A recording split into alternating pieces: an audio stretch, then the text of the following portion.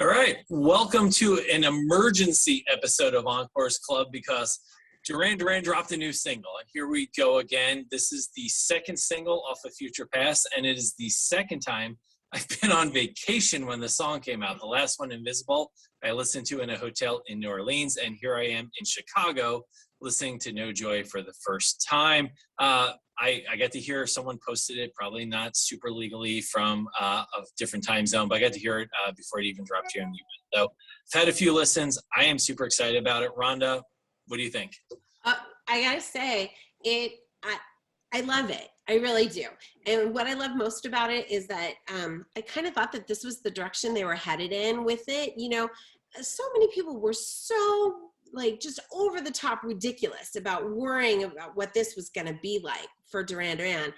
I don't know what they were expecting, but I knew, they were never going to take, Chai and make, them the entire song. I mean, there was always going to be Duran Duran in it. And so I was very curious to hear how they were going to interweave their sound with what we know to be Duran Duran. And they did it seamlessly. I mean, it's light, it's fun, it's airy. I can't wait to hear it live and be able to sing along and scream, more joy. I think it was outstanding. I mean, what did you think, Jason? Did I say No Joy or More Joy? I mean, you said No Joy, which is really sorry. No Joy is a band I like, so there you go. Yeah, absolutely loved it. I'm a Chai fan. I loved their first album. I think it's called Pink a few years ago, and they're coming to Vegas soon, so it's on my radar to go see them live.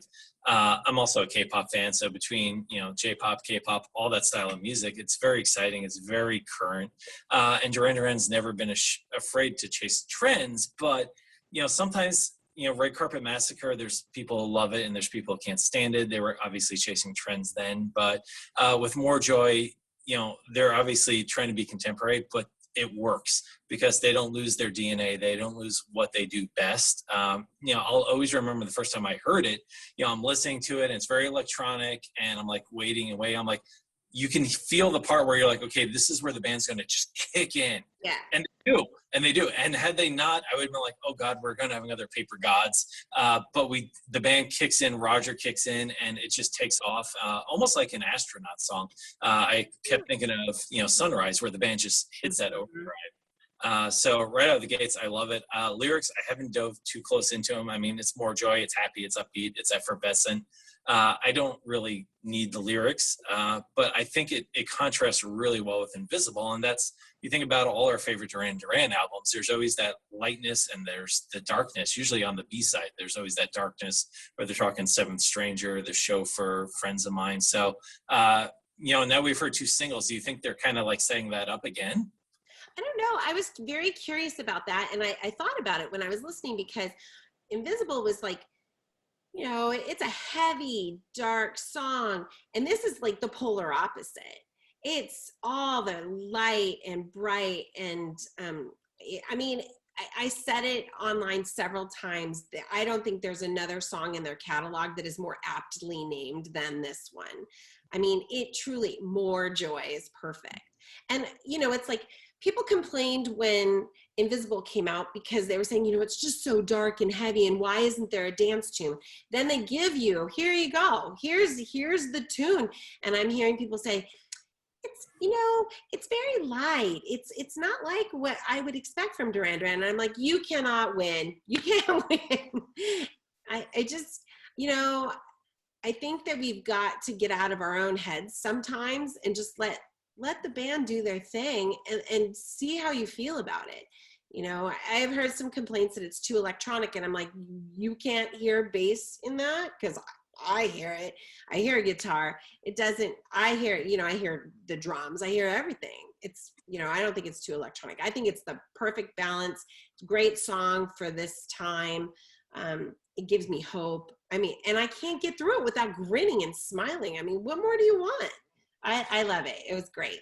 I totally agree. And I mean, there's hints of Midazolam in the electronic side of it. And the first half of the song could have been from Midazolam, very electronic, but then the band kicks in, and we remember what we love about this band is their ability to combine rock and dance and pop. And, there's the funk elements, there's a hint of disco. And, listening to Chai, that's a band that, they're punk, they're pop, but there's a disco element to them. And there's a band I think of a lot, ESG, who kind of combine that disco and funk elements really well out of New York. And I think Chai has some of that in their DNA. So all those different bands they influence and they were influenced by, Chai was definitely a band that, they probably listened to Duran Duran at some point, especially as big as Duran Duran was in Japan. So, that's a band that obviously learned a few things from Duran Duran. So to have Duran Duran kind of partner with them on this, I think it was, I had very high expectations. Anyone who follows me on Twitter at Velvet Rebel 1984 knows, big Chai fan, really high hopes for the song. And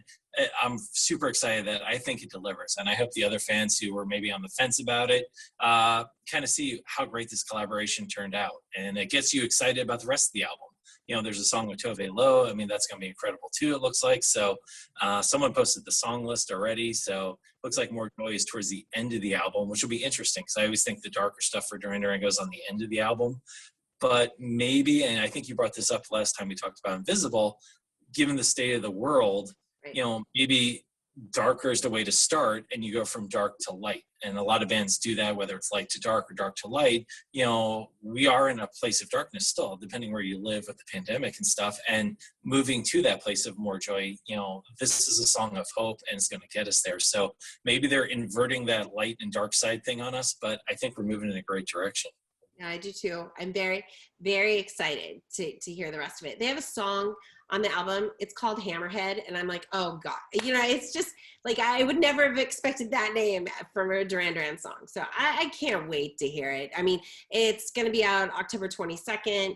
I think most Duran fans are counting down the weeks, and I certainly am. And I know Jason is. So I'm excited, and I'm glad you and I were able to get this together and put it out. So it was too exciting not to talk to. I mean, we're bouncing back messages like, we have to talk about this today. It's just too good to pass up. And I remember last vacation I was drunk in New Orleans when they put the thing on sale, and I bought whatever the crazy super deluxe. I mean, I'm getting on cassette. I may be getting on an 8-track. I don't know. I ordered a lot of stuff from the band. But 2 singles in, I mean, Invisible and then, More Joy. I mean, this is going to be a great album. I mean, I don't remember being this excited about a Duran Duran album in a long time.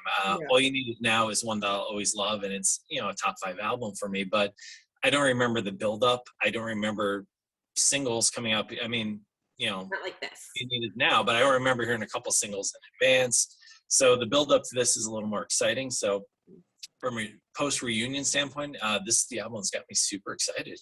Yep, it does. And I have to say, just in passing in, because this is who I am, you know what? I'm glad we're sticking it to some of these Chai haters out there, because, I mean, I was as perplexed as other people were when they mentioned that they were going to do a song with them. I'm like, how? But it's so much nicer to sit back and be like, hey, let's just see what happens first before we start guessing. And it's created some drama, which has been entertaining at times to read. But I'm so grateful that I think the song has turned out fantastic. And I hope people learn something from this and are like, it is not 1980. We are not going to be getting another redo of Planet Earth or of Rio, for that matter. This, we need to stop expecting that and just let them do their thing, and then, listen to it. It's really not that hard. So yeah, absolutely. I mean, from a quality control standpoint, as a band with such a rich history, you just don't want to be releasing stuff that doesn't live up to the brand and the quality that's come in the past. And so far on this album, I think we're knocking it out of the park so far. 2 singles, both are great, both showcasing different elements of the band. And there's different elements of the band that appeal to people more strongly. For me, it's always been more that, dark disco funk thing. But you listen to other people, they love the pop side. Some people want the dance side. You and I are more Power Station than Arcadia, which we're probably in the minority on that. But, there's so many different angles which you could love Duran Duran for. And, I think they've really wisely put out 2 different singles that are very unique in that. And if you like Duran Duran even a little bit, one of those singles should tickle your fancy and get you excited to order the album. I think both of them are going to be absolutely amazing live. I mean, I don't know about you, but I'm listening to these songs. I'm like, these would be great live. And, you know, less with Paper Gods, for me, I was listening to Planet Roaring thinking this would be great live. And that didn't even make the album. That's absolutely right. I'm right there with you. I'm still shocked that they didn't ever play that live. Yeah, You know? I mean, that was such a great song. So curious to see what we get from here. I mean, they played, what was the name of the song they played on the television show? Give That was it all up. really good. Yeah, that was like partially, you know, you could tell it wasn't the full version of the song and things like that. So I listened to it once and I intentionally set it aside. And Yeah. honestly, Invisible and More Joy, I'm going to listen a few more times, but I like to set them aside until the album comes out. Yeah, I'm an album person. I'm going to see how the entire flow of the album works out. But you can't help but be excited. There's two great singles. You know, there's a visualization on YouTube, but I don't know if are they doing a video? Is there not going to be a video? Like, I had heard they were doing an anime video, so I don't know if that visualization is what they were working on. I really am unsure about that.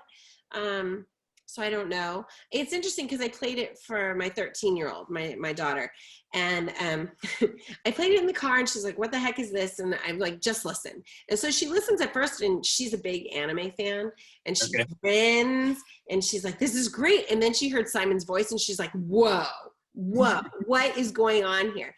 And then she listened to the whole thing, and she was like, "You know, Mom, that wasn't too bad."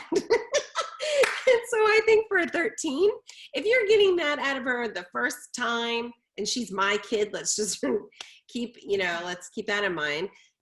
I think she'll like it. She's going to be listening to it an awful lot in the coming months. So I'm sure, but I think it's great. If they can get kids interested in them, more power to them, man. They're 60 years old. Good for them. To be honest, most of the fans have kids at this point.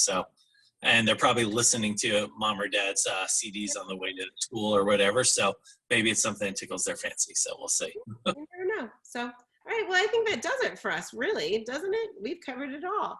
Yeah. More Joy, absolutely not No Joy, which my faux pas. Really amazing band, though, if you ever want to check them out. Definitely on the more depressing side, which is more my speed usually. But this one just works for me. Effervescent, beautiful, very electronic, but also rocking at the same time, which is Duran Duran in a nutshell. So I'm going to resume vacation. You resume your Thursday. World out there, hopefully you're enjoying the song as much as we are. And again, if you haven't checked out Chai, amazing band, worth checking out. There's some great stuff on YouTube. And I guess I will talk to you soon. When we get single number 3, maybe it's the Giorgio Moroder one. Yeah, maybe so. You just never know. So we will talk soon. Jason, enjoy your vacation. Awesome. Thank you for watching Encores Clubs. Hit subscribe below so you get a little notice the next time we talk, and we'll see you soon. Take care. Bye-bye.